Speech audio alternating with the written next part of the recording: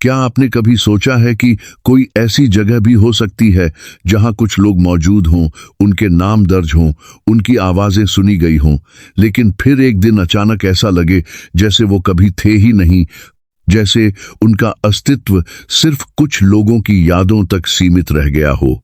और अगर आप उन लोगों से इसके बारे में पूछें तो धीरे धीरे उन्हें भी यकीन होने लगे कि शायद वो सब एक भ्रम था, एक ऐसी कहानी जो दिमाग ने खुद बना ली। 1908 लाहौर का एक पुराना मिशन स्कूल, जिसकी ऊंची ईंटों की दीवारें और लोहे का भारी दरवाजा शहर के शोर से अलग एक सख्त और शांत दुनिया को छुपाए हुए था। यहाँ पढ़ने वाले बच्चे अनुशासन और नियमों के बीच अपनी रोजमर्रा की जिंदगी जीते थे। हर सुबह घंटी बजती, बच्चे अपनी अपनी कक्षाओं में जाते और दिन भर वही चलता जो सालों से चलता आया था। लेकिन उस स्कूल में एक ऐसी कक्षा भी थी जिसके बारे में आज तक कोई साफ जवाब नहीं दे पाया। क्लास नंबर 7, एक साधारण सी कक्षा जिसमें लकड़ी की लंबी बेंचें थीं, एक पुराना ब्लैक बोर्ड और खिड़कियों से आती धूप जो फर्श पर सीधी रेखाओं में गिरती थी। सब कुछ बिल्कुल सामान्य था, इतना सामान्य कि कोई भी उस पर ध्यान न दे। लेकिन यही सामान्यता उस दिन सबसे ज्यादा असामान्य लगने वाली थी, क्योंकि कुछ लोगों के अनुसार उस कक्षा में कुल 27 छात्र पढ़ते थे। हर दिन हाजिरी लगती थी, हर नाम पुकारा जाता था और हर नाम का जवाब भी आता था। मास्टर दयानंद जो उस कक्षा को पढ़ाते थे, उन्हें उन सभी बच्चों के नाम, उनके चेहरे, यहाँ तक कि उनकी आदतें तक याद थी। कौन बच्चा देर से आता है, कौन हमेशा पहली बेंच पर बैठता है, कौन पढ़ाई में कमजोर है और कौन सवाल पूछने में सबसे आगे रहता है। सब कुछ स्पष्ट था, इतना स्पष्ट कि उस पर शक करना मुश्किल था। लेकिन फिर भी स्कूल के आधिकारिक रिकॉर्ड में उस कक्षा के बारे में कुछ भी दर्ज नहीं था। न छात्रों के नाम, न उनकी संख्या, न ही उस दिन की कोई घटना। जैसे वो कक्षा सिर्फ कुछ लोगों के दिमाग में ही मौजूद थी।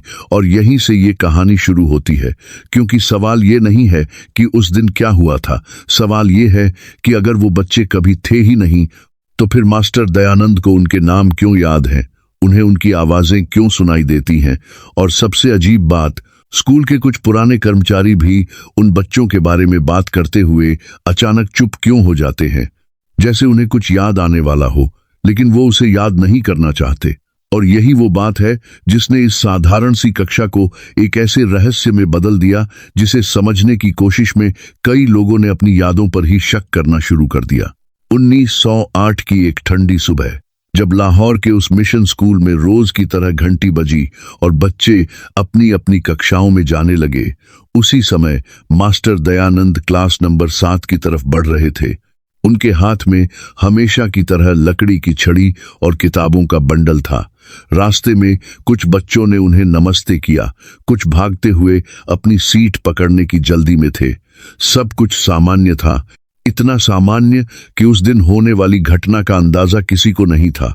दयानंद ने क्लास का दरवाजा खोला और अंदर कदम रखा, लेकिन जैसे ही उनकी नजर पूरे कमरे पर गई, वो कुछ पल के लिए वहीं ठहर गए। सामने लकड़ी की लंबी बेंचें अपनी जगह पर थीं। ब्लैक बोर्ड पर पिछली क्लास का अधूरा पाठ अब भी चौक से लिखा हुआ था। खिड़कियों से आती हल्की धूप कमरे में फैल रही थी, लेकिन एक चीज गायब थी, और वो थी इस कक्षा की सबसे जरूरी चीज, छात्र। पूरी कक्षा खाली थी, एक भी बच्चा मौजूद नहीं था। पहले तो दयानंद को लगा कि शायद बच्चे किसी वजह से देर से आ रहे होंगे। उन्होंने अपनी घड़ी देखी, समय बिल्कुल वही था जब तक सभी बच्चे अपनी सीट पर बैठ चुके होते थे। उन्होंने बाहर झांक कर देखा, गलियारे में कुछ बच्चे अपनी अपनी कक्षाओं में जा रहे थे, लेकिन क्लास नंबर 7 के सामने कोई नहीं था। उन्हें थोड़ा अजीब जरूर लगा, लेकिन उन्होंने इसे ज्यादा महत्व नहीं दिया। उन्होंने किताबें मेज पर रखीं और कुछ मिनट इंतजार करने लगे। 5 मिनट, फिर 10 मिनट, लेकिन कोई नहीं आया। अब बात थोड़ी असामान्य लगने लगी। दयानंद ने पास की कक्षा के एक शिक्षक से पूछा कि क्या आज क्लास नंबर 7 के बच्चों की कोई छुट्टी है, लेकिन जवाब मिला कि ऐसी कोई सूचना नहीं है। अब उनके मन में हल्का सा संदेह पैदा हुआ। वो तुरंत स्टाफ रूम की तरफ बढ़े और वहां रखे उपस्थिति रजिस्टर को उठाया। यह वही रजिस्टर था जिसमें हर दिन हर कक्षा के छात्रों के नाम और उनकी उपस्थिति दर्ज होती थी। उन्होंने तेजी से पन्ने पलटे और क्लास नंबर 7 के पेज पर पहुंचे, लेकिन जैसे ही उनकी नजर उस पेज पर पड़ी, उनका हाथ वहीं रुक गया। पेज पूरी तरह खाली था। न कोई नाम, न कोई सूची, न कोई निशान कि यहां कभी कुछ लिखा गया था। उनकी सांस थोड़ी भारी हो गई, क्योंकि उन्हें साफ याद था कि कल ही उन्होंने इसी पेज पर 27 छात्रों के नाम पुकारे थे। एक एक नाम, और हर नाम के आगे अपनी कलम से निशान लगाया था। उन्होंने दोबारा देखा, फिर तीसरी बार, लेकिन हर बार वही खाली पन्ना, जैसे उस कक्षा का कोई अस्तित्व ही नहीं था। दयानंद तुरंत प्रधानाचार्य के पास पहुंचे और उन्हें सब कुछ बताया। प्रधानाचार्य ने पहले तो इसे उनकी भूल समझा, लेकिन जब उन्होंने खुद रजिस्टर देखा तो उनके चेहरे का रंग भी बदलने लगा। उन्होंने दूसरे रजिस्टर मंगवाए, पुराने रिकॉर्ड चेक किए, लेकिन हर जगह वही परिणाम था। क्लास नंबर 7 नाम की कोई कक्षा कभी थी ही नहीं, कम से कम रिकॉर्ड के अनुसार। लेकिन दयानंद बार बार एक ही बात दोहरा रहे थे कि वो बच्चों को जानते हैं, उन्हें उनके नाम याद हैं, उनकी आवाजें याद हैं। और यही बात धीरे धीरे पूरे स्टाफ में फैलने लगी। कुछ लोग इसे उनकी थकान या भ्रम कह रहे थे, लेकिन कुछ ऐसे भी थे जो चुप हो गए थे, जैसे उन्हें कुछ याद आ रहा हो, लेकिन वो उसे स्वीकार नहीं करना चाहते थे। और तभी दयानंद ने आखिरी बार रजिस्टर को बंद करते हुए एक बात कही कि अगर ये कक्षा कभी थी ही नहीं, तो फिर वो कल किसे पढ़ा रहे थे। अगर आपको ऐसी ही सच्ची और रहस्यमयी कहानियां पसंद हैं, तो चैनल को सब्सक्राइब जरूर करें, क्योंकि आगे जो आप सुनने वाले हैं वो इस कहानी का सबसे डरावना हिस्सा है। रजिस्टर वाली घटना के बाद स्कूल का माहौल बदल चुका था। बाहर से सब कुछ वैसा ही दिखता था जैसा हर दिन दिखता था। बच्चे अपनी कक्षाओं में थे, घंटियां बज रही थीं, शिक्षक पढ़ा रहे थे, लेकिन स्टाफ रूम के अंदर एक अजीब सी बेचैनी फैल चुकी थी। मास्टर दयानंद बार बार वही बात दोहरा रहे थे कि क्लास नंबर 7 के 27 छात्र थे और वो उन्हें नाम से पहचानते हैं, उनकी आवाजें पहचानते हैं। लेकिन बाकी शिक्षक इस बात को मानने के लिए तैयार नहीं थे। कुछ ने इसे उनकी थकान कहा, कुछ ने कहा कि शायद उन्होंने किसी दूसरी कक्षा को याद कर लिया है।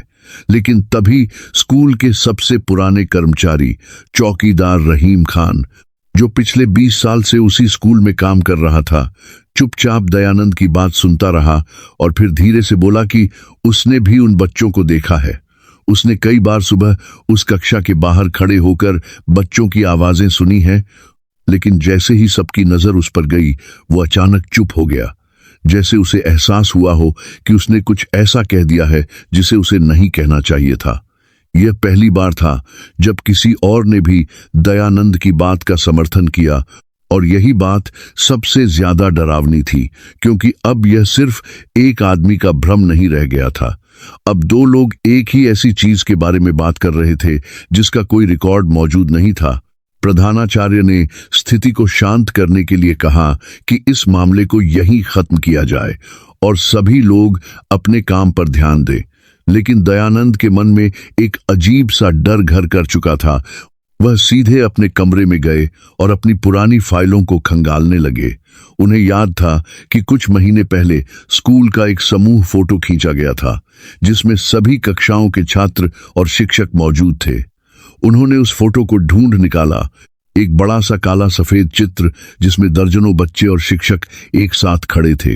दयानंद ने उसे मेज पर फैलाया और ध्यान से देखने लगे। शुरू में सब सामान्य लगा, लेकिन फिर उनकी नजर उस हिस्से पर गई जहां क्लास नंबर 7 के छात्र खड़े होने चाहिए थे। उन्होंने गिनती शुरू की, 1, 2, 3। लेकिन जैसे जैसे वो गिनते गए, उनकी भौहें सिकुड़ती गईं। क्योंकि संख्या कम थी, उन्हें साफ याद था कि उस दिन इस फोटो में 27 बच्चे खड़े थे, लेकिन अब वहां सिर्फ 20 के करीब बच्चे दिख रहे थे। उन्होंने दोबारा गिना, फिर तीसरी बार, लेकिन हर बार संख्या वही रही। उन्होंने तुरंत रहीम खान को बुलाया और फोटो दिखाया। रहीम ने कुछ सेकंड तक उसे देखा और फिर धीरे से कहा कि पहले इसमें ज्यादा बच्चे थे, लेकिन उसने भी सटीक संख्या बताने से बचने की कोशिश की, जैसे उसके दिमाग में कुछ साफ नहीं था। दयानंद का दिल तेज धड़कने लगा, क्योंकि अब मामला सिर्फ रजिस्टर तक सीमित नहीं था, अब तस्वीर भी बदल रही थी, या शायद हमेशा से ऐसी ही थी और उनका दिमाग उन्हें धोखा दे रहा था। लेकिन अगर ऐसा था तो फिर उन्हें इतने यकीन के साथ ज्यादा बच्चों का खड़ा होना क्यों याद था। उन्होंने फोटो को मोड़ा, लेकिन जैसे ही उन्होंने उसे वापस खोला उन्हें एक और अजीब चीज नजर आई। कुछ चेहरों की जगह हल्की सी धुंधली आकृतियां थीं, जैसे वहां कभी कोई खड़ा था लेकिन अब उसका निशान मिट चुका था। और उसी पल दयानंद को पहली बार यह एहसास हुआ कि शायद ये सिर्फ बच्चों के गायब होने की बात नहीं है, बल्कि यह कुछ ऐसा है जो धीरे धीरे उनके होने के हर सबूत को मिटा रहा है। और सबसे खतरनाक बात यह थी कि अगर यह सच है तो अगला निशाना सिर्फ रिकॉर्ड या तस्वीर नहीं, बल्कि उनकी यादें भी हो सकती हैं। तस्वीर देखने के बाद मास्टर दयानंद के अंदर जो शक पैदा हुआ था, अब वह धीरे धीरे डर में बदलने लगा था, क्योंकि अब यह सिर्फ एक रजिस्टर या एक फोटो की बात नहीं रही थी, बल्कि यह सवाल था कि क्या सच में उनके दिमाग में जो कुछ है वह भरोसे लायक भी है या नहीं। उसी दिन दोपहर में उन्होंने तय किया कि वे एक बार फिर क्लास नंबर 7 के कमरे में जाएंगे। शायद वहां जाकर उन्हें कुछ ऐसा मिल जाए जो इस पूरे रहस्य को समझने में मदद करे। जब वे उस कमरे के दरवाजे पर पहुंचे तो कुछ सेकंड तक खड़े रहे, जैसे अंदर जाने से पहले खुद को तैयार कर रहे हों। फिर उन्होंने धीरे से दरवाजा खोला और अंदर कदम रखा। वही बेंचें, वही ब्लैकबोर्ड, वही खिड़कियों से आती धूप। लेकिन अब यह कमरा पहले जैसा नहीं लग रहा था। पहले जहां उन्हें बच्चों की हलचल, उनकी आवाजें, उनका शोर महसूस होता था, अब वहां एक अजीब सा खालीपन था, जैसे यह जगह हमेशा से खाली रही हो। दयानंद धीरे धीरे कमरे के बीच तक गए और एक बेंच पर हाथ रखकर खड़े हो गए। उन्हें साफ याद था कि इसी बेंच पर एक लड़का बैठता था, जिसका नाम शायद अर्जुन था या शायद कुछ और। वह अचानक रुक गए, क्योंकि उन्हें उसका नाम पूरा याद नहीं आ रहा था।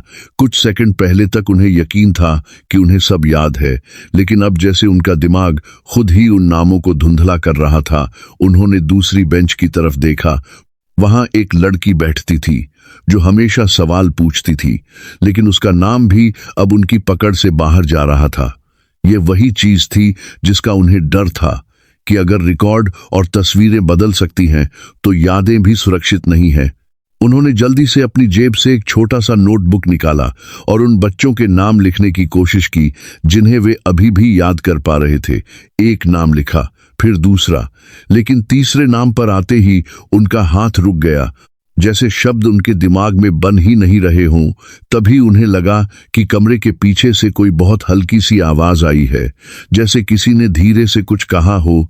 दयानंद ने तुरंत पीछे मुड़कर देखा, लेकिन वहां कोई नहीं था। कमरा पहले की तरह खाली था। उन्होंने खुद को समझाने की कोशिश की कि यह उनका वहम है, लेकिन उनका दिल अब तेजी से धड़कने लगा था। उन्होंने जल्दी से कमरे से बाहर निकलने का फैसला किया। जैसे ही वे दरवाजे के पास पहुंचे, उनकी नजर ब्लैकबोर्ड पर गई। कुछ सेकंड पहले तक वह पूरी तरह साफ था, लेकिन अब उस पर चौक से बहुत हल्के अक्षरों में कुछ लिखा हुआ था, इतना हल्का कि ध्यान न देने पर दिखाई भी न दे। दयानंद धीरे धीरे आगे बढ़े और उसे पढ़ने की कोशिश की। उस पर लिखा था, हम यहां थे।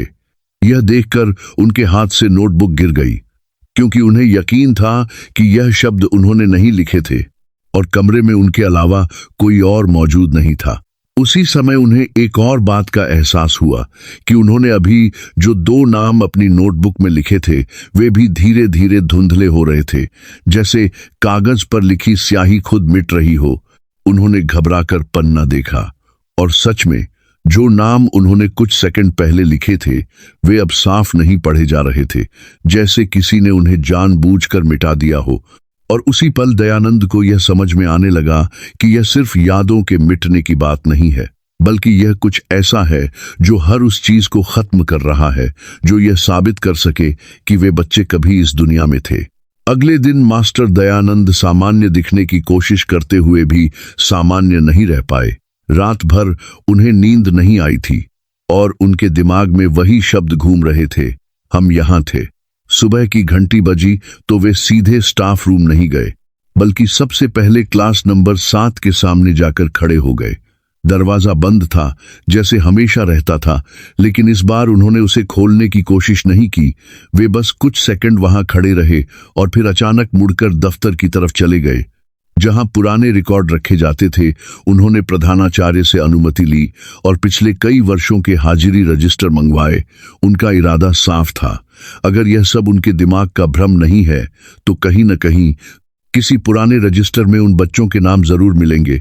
उन्होंने 1907 का रजिस्टर खोला, फिर 1906 का, फिर उससे भी पुराने सालों के पन्ने पलटने लगे।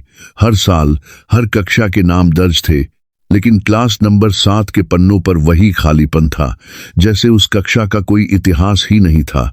उनकी उंगलियां तेजी से पन्ने पलट रही थीं, लेकिन हर बार वही परिणाम, कोई नाम नहीं, कोई सूची नहीं, कुछ भी नहीं।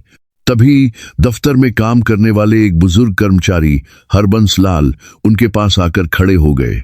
उन्होंने कुछ देर तक दयानंद को देखा और फिर धीरे से पूछा कि वे क्या ढूंढ रहे हैं। दयानंद ने बिना सोचे जवाब दिया कि वे क्लास नंबर 7 के छात्रों के नाम ढूंढ रहे हैं। यह सुनते ही हरबंस लाल के चेहरे पर एक अजीब सा भाव आया, जैसे उन्होंने कुछ पहचान लिया हो, लेकिन वे तुरंत बोले कि ऐसी कोई कक्षा यहां कभी नहीं रही। दयानंद ने उनसे बहस करने की कोशिश की, लेकिन हरबंस लाल ने बात बदल दी और वहां से चले गए। यह वही प्रतिक्रिया थी जो अब तक कई लोग दे चुके थे, सीधा इनकार, जैसे सच्चाई को मान लेना उनके लिए संभव ही ना हो। दयानंद ने एक बार फिर रजिस्टर बंद किया और कुर्सी पर बैठ गए। उनके दिमाग में एक ही सवाल था, अगर यह कक्षा कभी थी ही नहीं तो फिर उन्हें हर दिन हाजिरी लेते हुए क्यों याद है। उन्हें यह भी याद था कि कुछ बच्चे हमेशा अनुपस्थित रहते थे, कुछ हमेशा देर से आते थे, यहां तक कि उन्हें उन बच्चों के हस्ताक्षर तक याद थे। उन्होंने अचानक एक और बात सोचकर अपना नोटबुक निकाला। उन्होंने सोचा कि वे उन हस्ताक्षरों की नकल करने की कोशिश करेंगे जो उन्हें याद है। उन्होंने पेन उठाया और एक नाम के नीचे हस्ताक्षर जैसा कुछ बनाने लगे, लेकिन जैसे ही उन्होंने आखिरी रेखा खींची, उन्हें लगा कि यह वैसा नहीं है जैसा उन्हें याद था। उन्होंने दोबारा कोशिश की, फिर तीसरी बार, लेकिन हर बार वही समस्या। उन्हें एहसास हुआ कि सिर्फ नाम ही नहीं, बल्कि उन बच्चों की लिखावट भी उनके दिमाग से गायब हो रही है। यह एहसास उनके लिए सबसे डरावना था, क्योंकि अब यह साफ हो रहा था कि जो कुछ भी उन बच्चों से जुड़ा था वह धीरे धीरे मिटाया जा रहा है, चाहे वह कागज पर हो या दिमाग में। और तभी उन्हें एक और चीज याद आई, एक ऐसी चीज जो अब तक उन्होंने जांचने की कोशिश नहीं की थी, स्कूल की वार्षिक परीक्षा की उत्तर पुस्तिकाएं। अगर उन बच्चों ने कभी पढ़ाई की थी तो उन्होंने परीक्षाएं भी दी होंगी और उनकी कॉपियां कहीं न कहीं रखी होंगी। यह सोचते ही वे तुरंत उठे और उस कमरे की तरफ बढ़े जहां पुरानी उत्तर पुस्तिकाएं रखी जाती थीं। उनके कदम तेज हो चुके थे, क्योंकि उन्हें लग रहा था कि शायद यही आखिरी मौका है कुछ ठोस सबूत ढूंढने का। लेकिन उन्हें यह नहीं पता था कि वे जो देखने जा रहे हैं वह उनके इस आखिरी भरोसे को भी खत्म कर देगा। पुरानी उत्तर पुस्तिकाओं वाला कमरा स्कूल की सबसे पीछे वाली इमारत में था, जहां कम ही लोग आते थे। दरवाजा खोलते ही बासी कागज और नमी की गंध आती थी। चारों तरफ लकड़ी की अलमारियां थीं, जिनमें सालों पुरानी कॉपियां बंधी हुई रखी थीं। मास्टर दयानंद ने बिना समय गंवाए 1908 की फाइलें ढूंढनी शुरू की। उन्हें पूरा यकीन था कि अगर क्लास नंबर 7 के छात्र कभी मौजूद थे तो उनकी लिखी हुई कॉपियां यहां जरूर होंगी। कुछ ही मिनटों में उन्हें वह बंडल मिल गया जिस पर उसी साल का लेबल लगा था। उन्होंने उसे मेज पर रखा, रस्सी खोली और तेजी से पन्ने पलटने लगे। हर कक्षा की कॉपियां अलग अलग बंधी हुई थीं। उन्होंने क्लास नंबर 7 ढूंढनी शुरू की, लेकिन जैसे जैसे वे आगे बढ़ते गए उनका दिल बैठता गया, क्योंकि वहां क्लास नंबर 6 के बाद सीधे क्लास नंबर 8 की कॉपियां रखी थीं। बीच में कोई साथ नहीं था। उन्होंने फिर से पूरा बंडल खंगाला, एक एक फाइल उठाकर देखी, लेकिन हर जगह वही खालीपन, जैसे उस कक्षा के बच्चों ने कभी परीक्षा दी ही नहीं। दयानंद ने गहरी सांस ली और खुद को शांत करने की कोशिश की, लेकिन उनका दिमाग अब यह मानने को तैयार नहीं था कि यह सब महज संयोग है। उन्होंने सोचा कि शायद कॉपियां गलत जगह रख दी गई हों, इसलिए वे पास की अलमारी की तरफ बढ़े। लेकिन जैसे ही उन्होंने दूसरी फाइल खोली, उन्हें एक और अजीब बात नजर आई। कुछ कॉपियों पर नाम तो लिखे थे, लेकिन जैसे ही वे उन्हें पढ़ने की कोशिश करते, अक्षर साफ नहीं दिखते। जैसे स्याही फैल गई हो या किसी ने जानबूझकर उन्हें बिगाड़ दिया हो। उन्होंने एक कॉपी उठाई, उस पर एक नाम लिखा था, लेकिन जैसे ही उन्होंने उसे ध्यान से देखा, वह नाम बदलता हुआ सा लगा, जैसे दिमाग उसे पकड़ नहीं पा रहा हो। उन्होंने आंखें मलकर फिर देखा, लेकिन अब वहां कुछ और लिखा हुआ था। यह देखकर उनके हाथ कांपने लगे, क्योंकि यह सिर्फ गायब होने की बात नहीं थी, यह पहचान के मिटने की बात थी। तभी उन्हें पीछे से किसी के चलने की आहट सुनाई दी। वे तुरंत मुड़े। दरवाजे पर स्कूल का एक छोटा छात्र खड़ा था, जो शायद किसी काम से वहां आया था। दयानंद ने राहत की सांस ली और उससे पूछा कि वह किस कक्षा में पढ़ता है। लड़के ने तुरंत जवाब दिया, क्लास 8। दयानंद ने कुछ सेकंड सोचा और फिर पूछा कि क्या स्कूल में कभी क्लास नंबर 7 भी होती है। लड़का कुछ पल के लिए चुप रहा, जैसे वह इस सवाल को समझने की कोशिश कर रहा हो। फिर उसने सिर हिलाकर कहा, नहीं मास्टर जी, यहां तो 6 के बाद सीधा 8 ही है। यह सुनकर दयानंद के अंदर कुछ टूट सा गया, क्योंकि अब यह बात सिर्फ रिकॉर्ड या कागज तक सीमित नहीं थी। अब नए बच्चे भी उसी सच्चाई को मानते थे जो उन्हें बताई गई थी कि क्लास नंबर 7 कभी थी ही नहीं। दयानंद ने उस लड़के को जाने दिया और कुछ देर वहीं खड़े रहे। उनके हाथ में पकड़ी कॉपी अब भी हल्के हल्के कांप रही थी, और तभी उनकी नजर उस कॉपी के आखिरी पन्ने पर गई, जहां बहुत हल्के अक्षरों में कुछ लिखा हुआ था, इतना हल्का कि ध्यान न देने पर दिखता ही नहीं। उन्होंने उसे करीब लाकर पढ़ने की कोशिश की। वहां लिखा था, हमें मत भूलो। यह देखकर उनकी सांस रुक गई, क्योंकि उन्हें यकीन था कि यह लिखावट किसी छात्र की नहीं थी और उस कमरे में उनके अलावा अभी अभी कोई और मौजूद नहीं था। और उसी पल उन्हें यह एहसास हुआ कि शायद वे जितना इस रहस्य को समझने की कोशिश कर रहे हैं, उतना ही यह रहस्य उन्हें अपनी तरफ खींच रहा है, जैसे कोई अदृश्य चीज उन्हें याद रखने पर मजबूर कर रही हो, जबकि दुनिया की हर दूसरी चीज उन्हें भूलने के लिए कह रही है। उस दिन के बाद मास्टर दयानंद ने एक बात तय कर ली थी कि अगर दुनिया इस कक्षा को भूल चुकी है तो वे इसे अपने दिमाग से मिटने नहीं देंगे। उन्होंने उसी रात घर जाकर एक मोटी डायरी निकाली और जो कुछ भी उन्हें याद था वह सब लिखना शुरू कर दिया। एक एक नाम, एक एक चेहरा, बैठने की जगह, आदतें, यहाँ तक कि बच्चों के बीच होने वाली छोटी छोटी बातें भी। वे जानते थे कि यह उनका आखिरी सहारा है, क्योंकि कागज पर लिखा हुआ शब्द शायद उतनी जल्दी नहीं मिटेगा जितनी जल्दी दिमाग से यादें मिट रही हैं।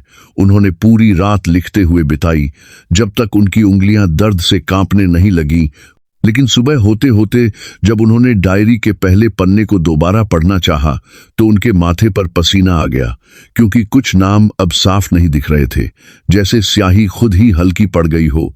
उन्होंने जल्दी से दूसरा पन्ना पलटा, फिर तीसरा, लेकिन हर पन्ने पर वही समस्या, कुछ शब्द गायब, कुछ अधूरे और कुछ ऐसे जैसे कभी लिखे ही नहीं गए हों।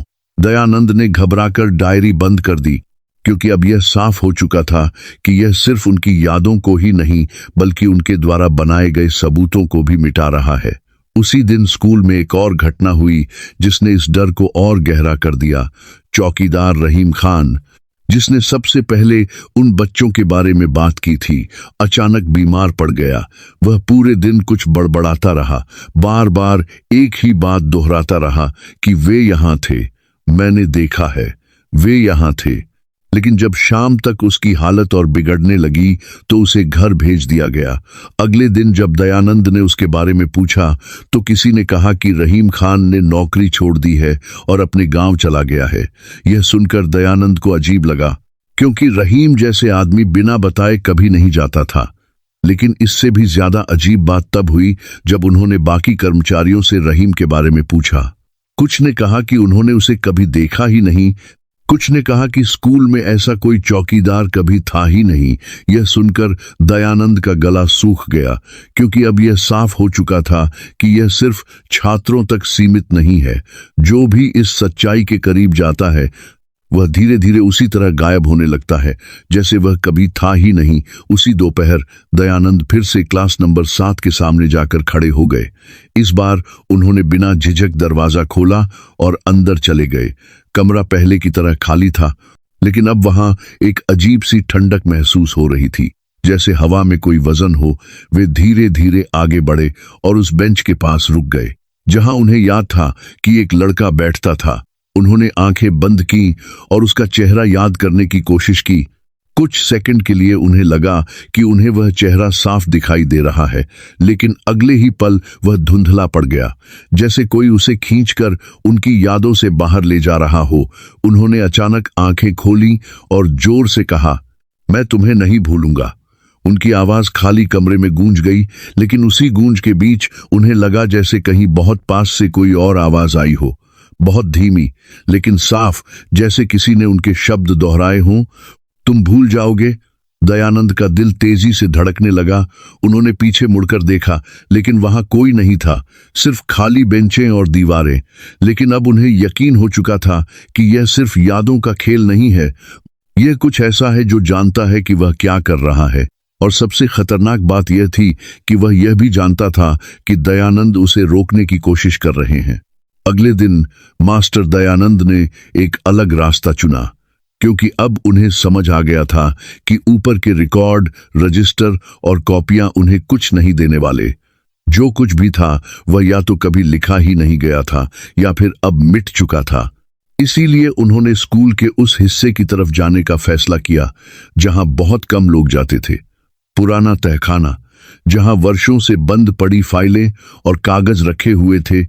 यह जगह इतनी पुरानी थी कि यहाँ की चाबियां भी अक्सर खोई हुई मानी जाती थीं, लेकिन दयानंद को याद था कि प्रधानाचार्य के कमरे में एक पुरानी चाबी रखी रहती है। उन्होंने किसी तरह वह चाबी हासिल की और दोपहर के समय जब स्कूल में सन्नाटा था, वे अकेले ही तहखाने की तरफ बढ़ गए। सीढ़ियां नीचे जाती थीं और हर कदम के साथ हवा ठंडी और भारी होती जा रही थी। नीचे पहुंचकर उन्होंने दरवाजा खोला। अंदर अंधेरा था और एक बासी सी गंध पूरे कमरे में फैली हुई थी। उन्होंने लालटेन जलाई और धीरे धीरे अंदर कदम रखा। चारों तरफ लकड़ी की अलमारियां थीं जिनमें पुरानी फाइलें धूल से ढकी पड़ी थीं। दयानंद ने एक एक करके फाइलें खंगालनी शुरू की। उनका ध्यान खास तौर पर उन वर्षों पर था जो 1908 से पहले के थे, क्योंकि उन्हें लग रहा था कि शायद इस रहस्य की जड़ कहीं और छिपी है। कुछ समय बाद उन्हें एक पुरानी आधी फटी हुई फाइल मिली जिस पर बहुत हल्के अक्षरों में कक्षा व्यवस्था परिवर्तन जैसा कुछ लिखा हुआ था। उन्होंने उसे सावधानी से खोला। अंदर कुछ कागज थे जो नमी की वजह से पीले पड़ चुके थे। उन्होंने पहला पन्ना उठाया और पढ़ना शुरू किया। उसमें लिखा था कि स्कूल की कक्षाओं की संख्या और संरचना में बदलाव किया जा रहा है। लेकिन जैसे ही उन्होंने आगे पढ़ा, उनके हाथ रुक गए, क्योंकि एक जगह बहुत हल्के से कक्षा 7 लिखा हुआ था, लेकिन उसके ऊपर किसी ने मोटी स्याही से एक सीधी रेखा खींच दी थी, जैसे उस शब्द को मिटाने की कोशिश की गई हो। दयानंद ने उस पन्ने को ध्यान से देखा। उन्हें साफ लगा कि यह बाद में किया गया बदलाव है, क्योंकि बाकी लिखावट एक जैसी थी, लेकिन वह रेखा अलग थी, जैसे किसी ने जानबूझकर उस कक्षा के नाम को छिपाया हो। उन्होंने आगे के पन्ने पलटे, लेकिन वहां भी वही पैटर्न था। जहां जहां कक्षा 7 का जिक्र होना चाहिए था, वहां या तो शब्द गायब था या उस पर निशान बनाए गए थे। यह देखकर दयानंद के अंदर एक नई आशंका पैदा हुई कि शायद यह सब अचानक नहीं हुआ। शायद किसी ने बहुत पहले से ही इस कक्षा को रिकॉर्ड से हटाने की कोशिश शुरू कर दी थी। लेकिन सवाल यह था कि क्यों और किस लिए। तभी उनकी नजर फाइल के आखिरी पन्ने पर गई, जहां एक बहुत छोटा सा नोट लिखा हुआ था, इतना छोटा कि पहली नजर में दिखाई भी नहीं देता। उन्होंने उसे करीब लाकर पढ़ा। उस पर लिखा था, छात्रों की संख्या का मिलान संभव नहीं, कुछ नाम सूची से मेल नहीं खाते।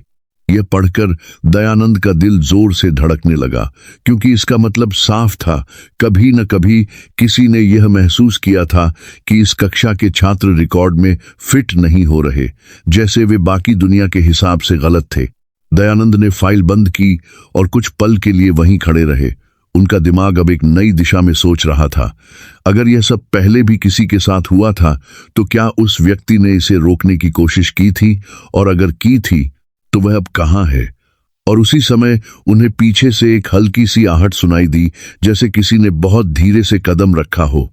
दयानंद ने तुरंत पीछे मुड़कर देखा, लेकिन वहां कोई नहीं था। सिर्फ खाली तहखाना और धूल से भरी अलमारियां। लेकिन अब उन्हें यह एहसास होने लगा था कि शायद वे इस जगह पर अकेले नहीं हैं और जो भी यहाँ है वह उन्हें यह सब जानने से रोकना चाहता है। तहखाने से मिली फाइल ने मास्टर दयानंद के संदेह को पक्का कर दिया था कि यह सब अचानक नहीं हुआ। किसी ने बहुत पहले से ही इस कक्षा को मिटाने की कोशिश शुरू कर दी थी, और अगर ऐसा है तो जरूर कोई ऐसा भी होगा जिसे यह सब उनसे पहले समझ में आया होगा। उसी सोच के साथ वे सीधे प्रधानाचार्य के कमरे की तरफ बढ़े, लेकिन दरवाजे तक पहुंचते ही उनके कदम रुक गए, क्योंकि अंदर से धीमी आवाजें आ रही थीं, जैसे प्रधानाचार्य किसी से बात कर रहे हों। लेकिन जब उन्होंने दरवाजा खटखटाया और अंदर गए तो कमरा खाली था। वहां कोई नहीं था, सिर्फ मेज पर रखी कुछ फाइलें और एक खुली दराज। दयानंद कुछ सेकंड तक दरवाजे के पास खड़े रहे, फिर धीरे से अंदर गए और उस दराज की तरफ बढ़े। उन्हें नहीं पता था कि वे क्या ढूंढ रहे हैं, लेकिन अंदर कुछ ऐसा था जो उनका ध्यान खींच रहा था। उन्होंने दराज खोली और उसमें रखी चीजों को देखने लगे। कागज, पुराने पत्र और उनके बीच एक छोटी सी पुरानी डायरी जिस पर धूल की हल्की परत जमी हुई थी। दयानंद ने उसे उठाया और पन्ने पलटने लगे। पहले कुछ पन्नों पर सामान्य बातें लिखी थीं, स्कूल के काम, मीटिंग्स, खर्चे। लेकिन फिर अचानक लिखावट बदल गई, जैसे लिखने वाले की मानसिक स्थिति बदल गई हो। एक पन्ने पर लिखा था, आज फिर वही समस्या सामने आई। कक्षा 7 के छात्रों की संख्या का कोई मिलान नहीं हो रहा। नाम रजिस्टर में है लेकिन सूची में नहीं। यह कैसे संभव है? दयानंद का दिल तेजी से धड़कने लगा, क्योंकि यह वही बात थी जो वे खुद महसूस कर रहे थे। उन्होंने आगे पढ़ा। अगले पन्ने पर लिखा था, मैंने आज उन छात्रों को देखा। वे बाकी बच्चों जैसे ही हैं, लेकिन कुछ अलग है, जैसे वे यहाँ के नहीं हैं। यह पढ़कर दयानंद के हाथ कांपने लगे, क्योंकि यह वही शब्द थे जो उनके दिमाग में भी आ रहे थे। उन्होंने अगला पन्ना पलटा। वहां लिखा था, मैंने फैसला किया है कि इस कक्षा को बंद कर दिया जाए। यह सुरक्षित नहीं है, लेकिन मुझे डर है कि इसे बंद करना भी शायद पर्याप्त नहीं होगा। अब दयानंद को समझ में आने लगा था कि यह डायरी पुराने प्रधानाचार्य की है, वह व्यक्ति जिसने सबसे पहले इस समस्या को पहचाना था। उन्होंने तेजी से आखिरी पन्नों की तरफ देखा। वहां लिखावट और भी ज्यादा बिखरी हुई थी, जैसे लिखने वाला बहुत डरा हुआ हो। एक पन्ने पर लिखा था, वे गायब नहीं हो रहे, उन्हें मिटाया जा रहा है, जैसे वे कभी थे ही नहीं। और सबसे डरावनी बात यह है कि जो उन्हें याद रखता है वह भी धीरे धीरे भूलने लगता है। दयानंद के हाथ से डायरी लगभग छूट ही गई, क्योंकि यह वही चीज थी जो उनके साथ भी हो रही थी। उन्होंने आखिरी पन्ना पलटा। वहां सिर्फ एक लाइन लिखी थी, अगर ये डायरी तुम्हें मिल रही है तो इसका मतलब है कि तुम भी उन्हें देख चुके हो और अब तुम भी सुरक्षित नहीं हो। दयानंद ने तुरंत दरवाजा बंद किया और कमरे के अंदर खड़े हो गए। उनका दिल तेजी से धड़क रहा था, क्योंकि अब यह सिर्फ एक रहस्य नहीं रहा था, यह एक चेतावनी थी। और सबसे खतरनाक बात यह थी कि यह चेतावनी उन्हें बहुत देर से मिली थी। तभी उन्हें एक और चीज का एहसास हुआ कि जिस डायरी को वे अभी पढ़ रहे थे उसके कुछ पन्ने हल्के हल्के धुंधले हो रहे थे, जैसे शब्द धीरे धीरे गायब हो रहे हों। उन्होंने घबराकर दोबारा उसी लाइन को पढ़ने की कोशिश की, लेकिन अब वह पूरी तरह साफ नहीं दिख रही थी, जैसे वह भी उसी तरह मिटाई जा रही हो जैसे बाकी सब कुछ। और उसी पल उन्हें यह समझ में आ गया कि यह सिर्फ अतीत की कहानी नहीं है, यह कुछ ऐसा है जो अभी भी चल रहा है और वह खुद अब इसका हिस्सा बन चुके हैं। पुरानी डायरी पढ़ने के बाद मास्टर दयानंद के लिए एक ही बात साफ थी कि यह सब उनसे पहले भी हो चुका था, और जिसने भी इसे समझने की कोशिश की वह धीरे धीरे उसी तरह मिटता चला गया जैसे बाकी सब कुछ। लेकिन इस बार उन्होंने एक अलग फैसला लिया। भागने या नजरअंदाज करने के बजाय उन्होंने सोचा कि अगर कोई एक चीज बचाई जा सकती है तो वह है एक नाम, सिर्फ एक नाम, जो पूरी तरह मिटने से पहले कहीं दर्ज हो जाए। उन्होंने अपनी जेब से वही छोटी डायरी निकाली और तय किया कि इस बार वे सिर्फ एक छात्र का नाम लिखेंगे, पूरा ध्यान लगाकर, बार बार दोहराकर, ताकि वह उनके दिमाग में स्थिर हो जाए। उन्होंने आंखें बंद की और उस चेहरे को याद करने की कोशिश की जो सबसे साफ था। कुछ सेकंड तक सब धुंधला रहा, लेकिन फिर अचानक एक चेहरा उभरा, एक लड़का जो हमेशा खिड़की के पास बैठता था। दयानंद ने धीरे से उसका नाम दोहराया, एक बार, फिर दूसरी बार, फिर तीसरी बार, और इस बार उन्हें लगा कि नाम साफ है। उन्होंने तुरंत डायरी खोली और वह नाम लिख दिया।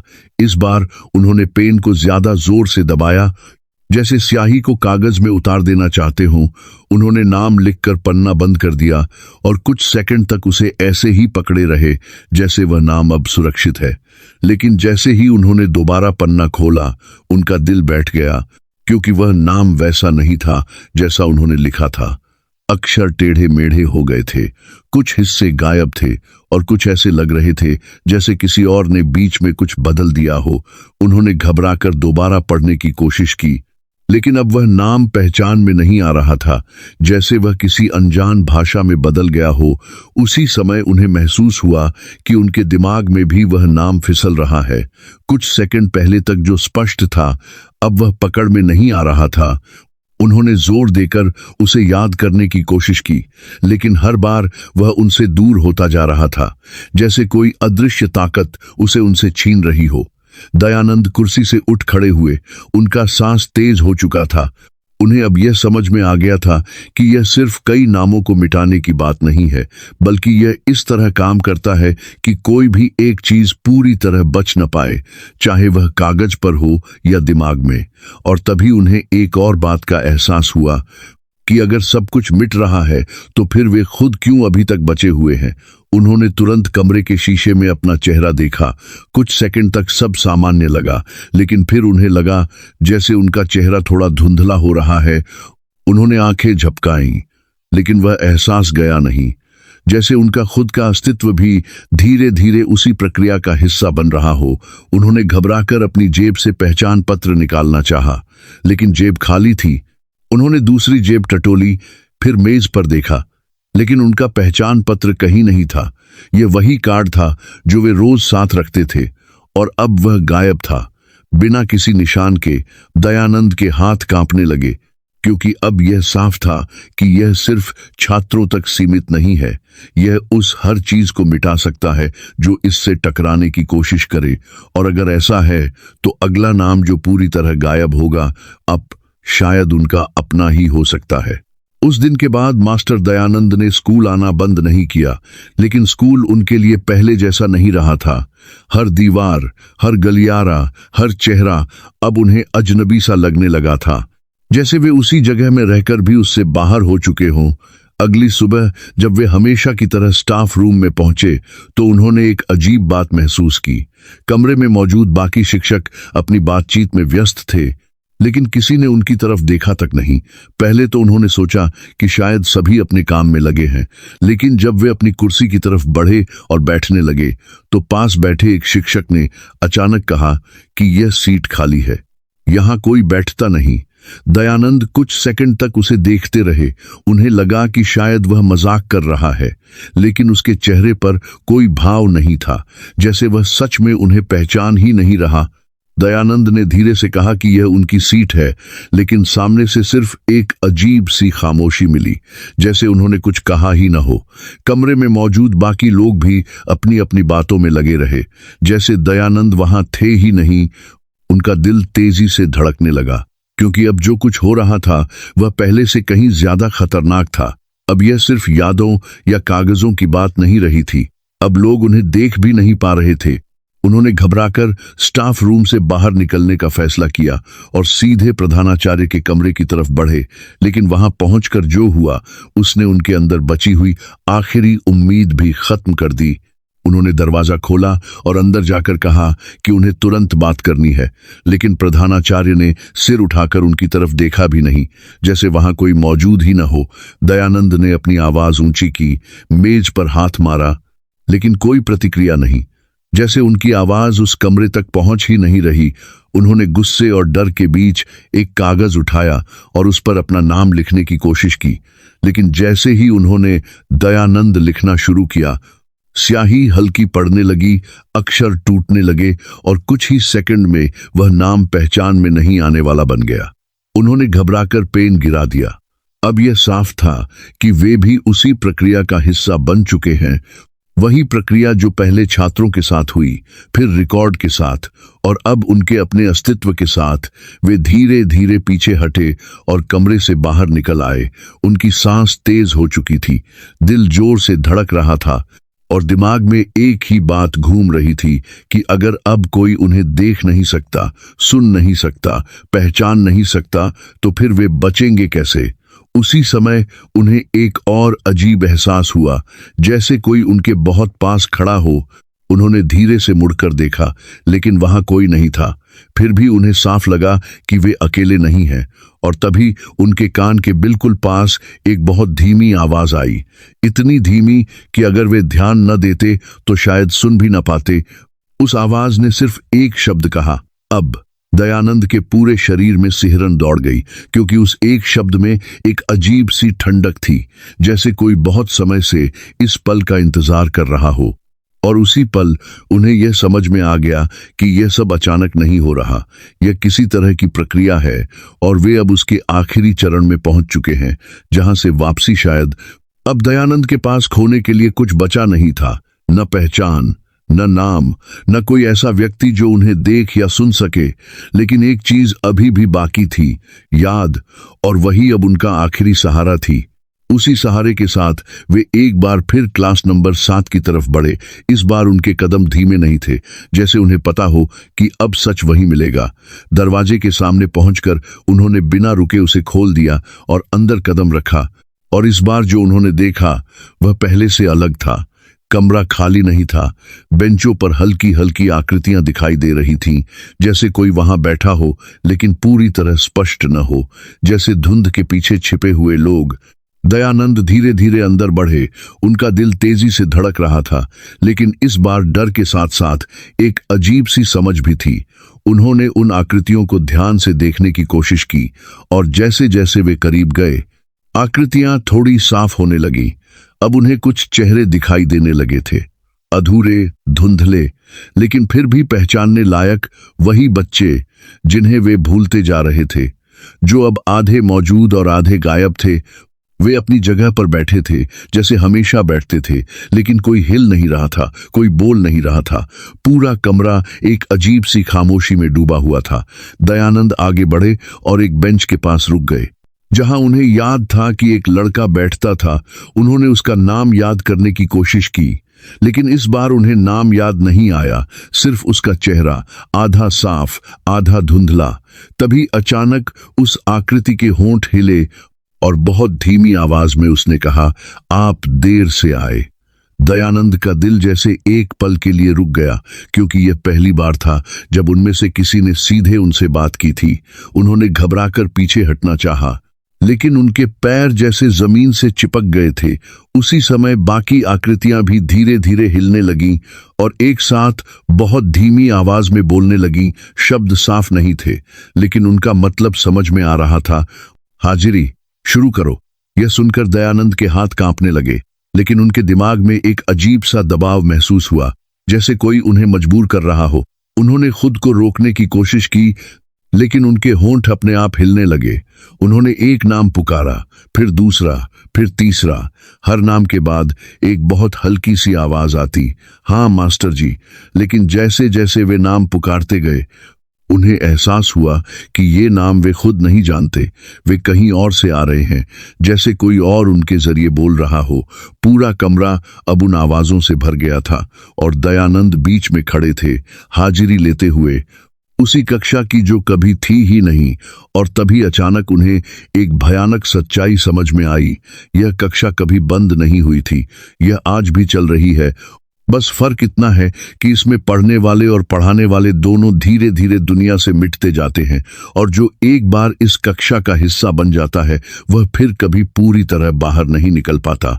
उसी समय उनकी नजर ब्लैक बोर्ड पर गई, जहां चौक से कुछ लिखा हुआ था, आज की हाजिरी पूरी हुई। और उसके नीचे एक नया नाम धीरे धीरे उभर रहा था।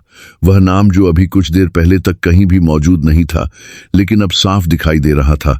और वह नाम था दयानंद। उन्होंने घबराकर पीछे हटने की कोशिश की, लेकिन अब बहुत देर हो चुकी थी, क्योंकि जैसे ही उनका नाम उस सूची में पूरा हुआ, उन्हें लगा जैसे उनका शरीर हल्का हो रहा है, जैसे वे खुद भी उसी धुंध का हिस्सा बन रहे हैं जो उन बेंचों पर बैठी थी। और आखिरी बार जब उन्होंने कमरे को देखा तो उन्हें एहसास हुआ कि अब कोई और इस कक्षा के बारे में जानने वाला नहीं बचेगा, क्योंकि जो भी जानता था वह अब उसी कक्षा का हिस्सा बन चुका था। उस दिन के बाद उस स्कूल में सब कुछ पहले जैसा ही चलता रहा।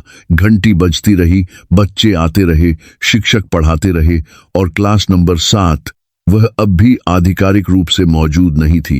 रिकॉर्ड में उसका कोई नाम नहीं था, न कभी था और न ही कभी होगा। कुछ दिनों बाद जब नए शिक्षक स्कूल में आए तो उन्होंने भी वही पाया जो बाकी सबको हमेशा से बताया गया था कि यहाँ 6 के बाद सीधे 8वीं कक्षा होती है। और यह बात इतनी सामान्य थी कि किसी ने इस पर सवाल उठाने की जरूरत ही नहीं समझी। लेकिन कभी कभी कुछ अजीब बातें अब भी होती थीं, जैसे किसी खाली कमरे से बहुत हल्की आवाजें आना, या गलियारे में किसी के चलने का एहसास होना जब वहां कोई मौजूद ना हो। लेकिन ऐसे छोटे छोटे पलों को लोग जल्दी ही नजरअंदाज कर देते, क्योंकि उनके पास उन्हें समझाने का कोई कारण नहीं होता, और बिना कारण के डर ज्यादा देर तक टिकता नहीं, वह धीरे धीरे आदत में बदल जाता है। और यही इस कहानी का सबसे खतरनाक हिस्सा है कि जो चीज सबसे असामान्य होती है वही धीरे धीरे सामान्य लगने लगती है। सालों बीतते गए, स्कूल बदलता रहा, नई इमारतें बनी, पुराने कमरे बंद हुए, लेकिन उस जगह की कुछ बातें कभी पूरी तरह खत्म नहीं हुई। बहुत बाद में जब इस स्कूल के पुराने रिकॉर्ड को एक बार फिर व्यवस्थित करने की कोशिश की गई तो एक अजीब सी बात सामने आई। एक रजिस्टर के बीच में एक पन्ना ऐसा था जो बाकी पन्नों से अलग था। न उस पर कोई तारीख साफ थी, न कोई कक्षा का नाम, लेकिन उस पर बहुत हल्के अक्षरों में कुछ लिखा हुआ था, इतना हल्का कि ध्यान से देखने पर ही दिखाई देता। उस पन्ने पर कुछ नाम दर्ज थे, और हर नाम के आगे एक छोटा सा निशान, जैसे हाजिरी लगाई गई हो। लेकिन उन नामों में से कोई भी नाम स्कूल के बाकी रिकॉर्ड में कहीं नहीं मिलता था, जैसे वे लोग इस दुनिया में कभी थे ही नहीं। और उस सूची के बिल्कुल नीचे आखिरी नाम के रूप में एक ऐसा नाम लिखा था जो बाकी सबसे अलग लग रहा था, क्योंकि उसके अक्षर बाकी नामों से थोड़े गहरे थे, जैसे वह नाम अभी हाल ही में लिखा गया हो। और वह नाम था दयानंद। लेकिन इस कहानी का सबसे डरावना हिस्सा ये नहीं है।